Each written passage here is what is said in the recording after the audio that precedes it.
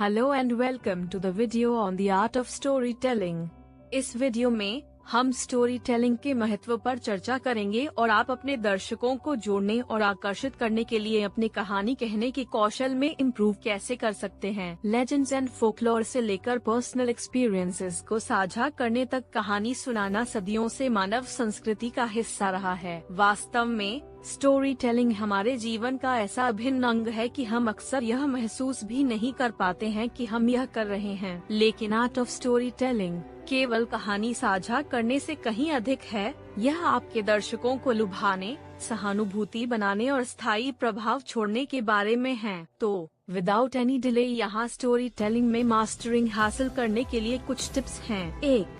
अपने ऑडियंस को जाने। किसी भी अच्छे कलाकार की तरह आपको अपनी कहानी को अपने दर्शकों के अनुरूप बनाना होगा। What will resonate with them?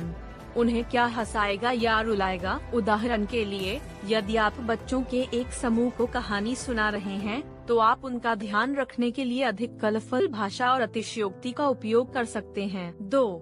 Scene set करें। आपकी कहानी के पहले कुछ सेंटेंसेस स्वर सेट करने और आपके दर्शकों को आकर्षित करने के लिए महत्वपूर्ण हैं। उनके दिमाग में एक तस्वीर पेंट करने के लिए विविध भाषा का प्रयोग करें और उन्हें अपनी कहानी की दुनिया में ले जाएं। उदाहरण के लिए, यह एक अंधेरी और तूफानी रात थी, तुरंत एक ओमिनस वातावरण बनाता है। 3. हुक से शुरू करें। आपकी कहानी के पहले कुछ सेकंड महत्वपूर्ण हैं। आपको शुरू से ही अपने दर्शकों का ध्यान खींचने की जरूरत है।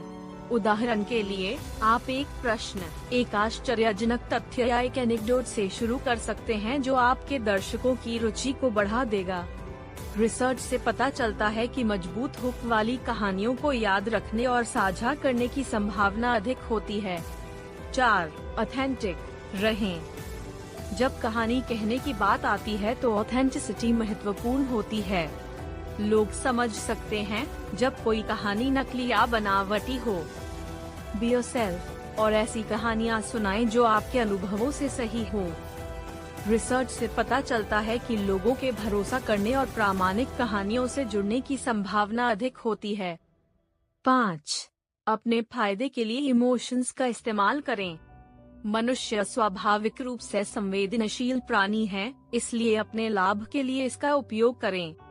चाहे आप एक मजेदार या दुखद कहानी कह रहे हों, अपनी आवाज, चेहरे के भाव और हाव भाव के माध्यम से भावनाओं को व्यक्त करना सुनिश्चित करें। यह आपके दर्शकों को कहानी से जुड़ने और परिणाम में निवेशित महसूस करने में मदद करेगा। 6. अपनी कहानी सरल रखें।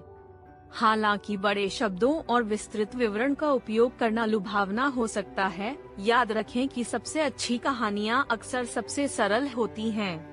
एक स्पष्ट कथा संरचना पर टिके रहें और अपनी कहानी के महत्वपूर्ण क्षणों पर ध्यान केंद्रित करें।